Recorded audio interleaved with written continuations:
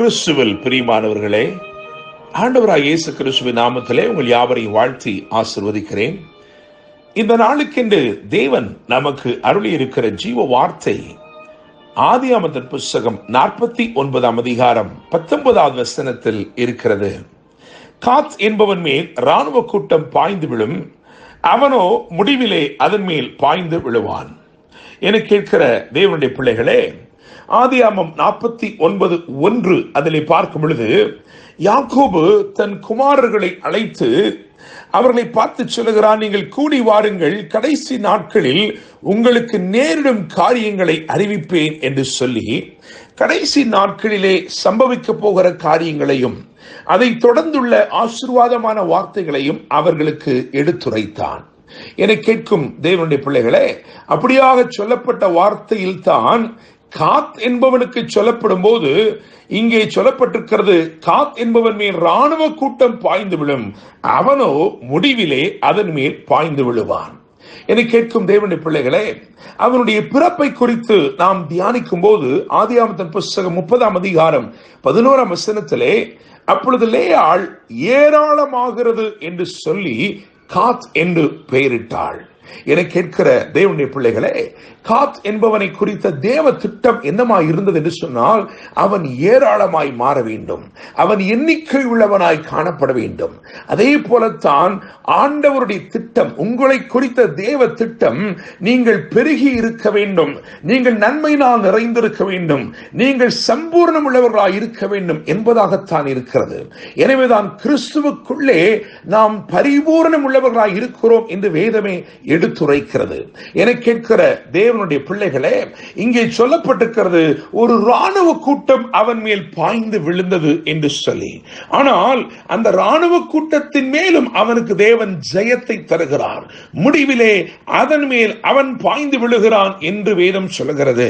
என கேட்கிற தேவனுடைய பிள்ளைகளே, உங்கள் வாழ்க்கையிலே தேவ திட்டத்துக்கு விரோதமாய், உங்களுடைய பெருக்கத்திற்கு விரோதமாய், உங்களுடைய நன்மைக்கு விரோதமாய், உங்களுடைய நற்பெயருக்கு விரோதமாய் கிரியை செய்கிற கூட்டம், ஒருவேளை அது ஒரு தேசளாவிய இராணுவ கூட்டமாய் இருந்தாலும் அதன் மேலும் தேவன் உங்களுக்கு ஜெயத்தை தர உண்மையுள்ளவராய் இருக்கிறார். நீங்கள் தனித்த ஒரு நபராய் இருக்கலாம், ஐயோ நான் தனித்த நபராய் இருக்கிறேனே என்று சொல்லலாம். ஆனால் தனித்த ஒரு நபராய் இருந்தாலும் தேவன் ஒரு பெரிய ஜெயத்தை உங்களுக்கு தர விரும்புவார் என்றால் நிச்சயமாக அந்த ஜெயத்தை தருவார். என கேட்கிற தேவனுடைய பிள்ளைகளே, எப்பிரேமின் குமாரனாகிய காலேபை குறித்து வாசிக்கும் பொழுது, ஒரு தேசமே பிடிக்க முடியாத ஒரு இடத்தை, எபிரோன் என்று சொல்லப்படுகிற அந்த இடத்தை ஒரு தேசமே பிடிக்க முடியவில்லை, ஒரு தேசமாக சேர்ந்து ஏனாக்கியரை துரத்த முடியவில்லை.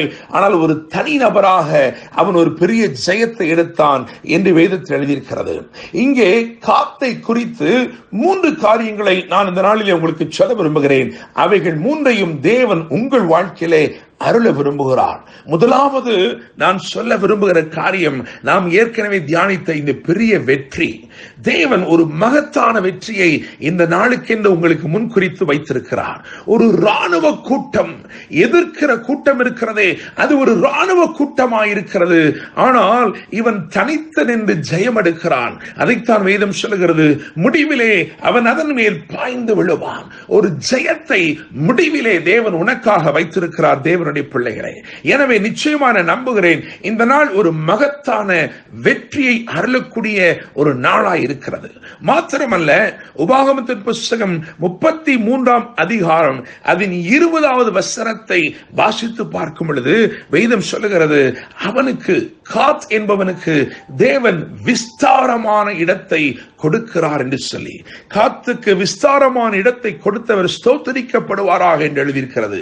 என்னை கேட்கிற தேவனுடைய பிள்ளைகளே, வெற்றியோடு சேர்த்து தேவன் அருளுகிற அடுத்த ஆசீர்வாதம் ஒரு விஸ்தாரமான இடம் என்று எழுதியிருக்கிறது. ஒரு விஸ்தாரமான இடம். உன்னுடைய நெருக்கத்தை அவர் அறிந்திருக்கிறார், நெருக்கமான சூழ்நிலைகளை அறிந்திருக்கிறார். அதிலிருந்து ஒரு விஸ்தாரமான இடத்திற்குள்ளே இன்று தேவன் கொண்டு வரும்படி விரும்புகிறார். மாத்திரமல்ல, அதே உபாகமத்தின் புஸ்தகம் 33 அதிகாரம் 21 வசனத்தை வாசிக்கும் பொழுது அங்கே இப்படியா எழுதியிருக்கிறது, அங்கே தனக்கு நியாயப்பிரமாணிகன், அதாவது மோசே கொடுத்த பங்கு பத்திரமாய் இருக்கிறது என்று எழுதியிருக்கிறது. எனவே ஒரு விசேஷித்த பங்கையும் தேவன் இந்த நாளிலே உங்களுக்காக முன்குறித்து வைத்திருக்கிறார். வெற்றி நிச்சயம், விசாலமான இடம் நிச்சயம், மூன்றாவதாக விசேஷித்த பங்கும் நிச்சயம். என்னை கேட்கும் தேவனுடைய பிள்ளைகளே, காத் என்பவன் மேல் ராணுவ கூட்டம் பாய்ந்து விழும், அவனோ முடிவிலே அதன் மேல் பாய்ந்து விழுவான், ஜெயமெடுப்பான் என்று வேதம் சொல்லுகிறது. நான் நம்புகிறேன், விசுவாசிக்கிறேன். இந்த நாளிலே கர்த்தர் உங்கள் வாழ்க்கையிலே ஒரு வெற்றியையும் ஒரு விசாலமான இடத்தையும் அதைத் தொடர்ந்து ஒரு விசேஷித்த பங்கையும் உங்கள் வாழ்க்கையிலே தந்து உங்களை ஆசீர்வதிப்பாராக. என்றும் அன்புடன் pastor Daniel Moses. God bless you.